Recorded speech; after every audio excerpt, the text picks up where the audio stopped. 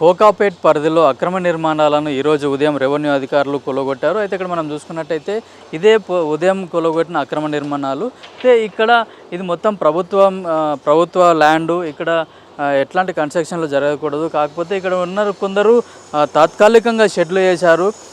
షెడ్లు వేసిన తర్వాత కొన్ని రోజుల తర్వాత వీళ్ళు పర్మనెంట్ స్ట్రక్చర్ నిర్మించుకుంటారనే ఉద్దేశంతో అయితే హైదరాబాద్లో కూడా హైడ్రా ఎక్కడైతే అక్రమ నిర్మాణాలు ఉంటాయో నాలాల మీద చెరువుల మీద కట్టిన అక్రమ నిర్మాణాలను ఎక్కడికక్కడ కూల్చివేస్తుంది. ప్రభుత్వం ఆదేశాల మేరకు హైడ్రా గతంలో కూడా హైదరాబాద్లో ఔటర్ రింగ్ రోడ్ లోపల చాలా నిర్మాణాలను కొలగొట్టింది.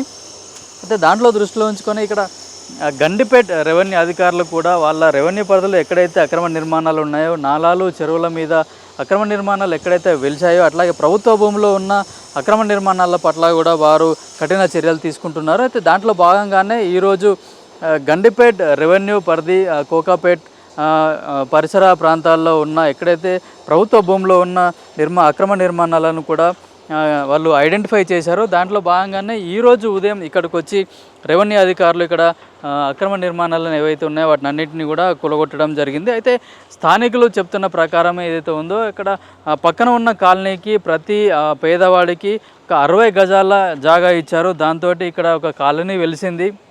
ఇవన్నీ పట్టా ల్యాండ్లు ఉన్నాయి. దానికి ఆనుకొని ఒక నాలా ఉండేది. గత 20 సంవత్సరాల క్రితం ఆ కాలనీ వాళ్ళకు పట్టా కూడా ఇచ్చారు. అయితే దాంట్లో భాగంగానే ఇక్కడ ఈ కాలనీ పక్క నుంచే ఒక నాలా వెళ్తుండేది. ఆ నాలాను కొందరు అక్రమార్కులు అధికార దాహంతో అయితే అధికారుల బలం అట్లా రాజకీయ నాయకుల బలం అండదండలతోటి వీళ్ళు ఇక్కడ అక్రమ నిర్మాణాలు చేపట్టారు. నాలాను కూడా ఆక్రమించి ఇక్కడ నిర్మించారని కూడా స్థానికులు చెప్తున్నారు. అయితే మనతో మాట్లాడడానికి స్థానికులు ఉన్నారు, వీళ్ళని అడిగి తెలుసుకుందాం. సరే, ఇక్కడ ఇది 28 సంవత్సరాల కింద పట్టా ల్యాండ్ ఇచ్చారని, అది గవర్నమెంట్ ల్యాండ్ ఇచ్చారని చెప్తున్నారు.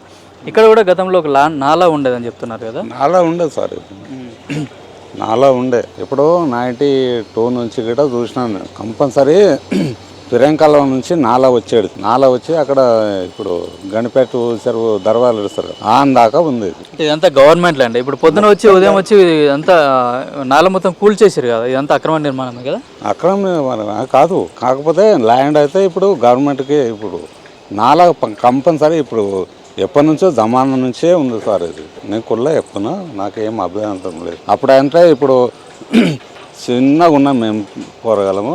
అప్పుడు వచ్చి చేపలు కూడా పట్టుకుంటాం ఇక్కడ.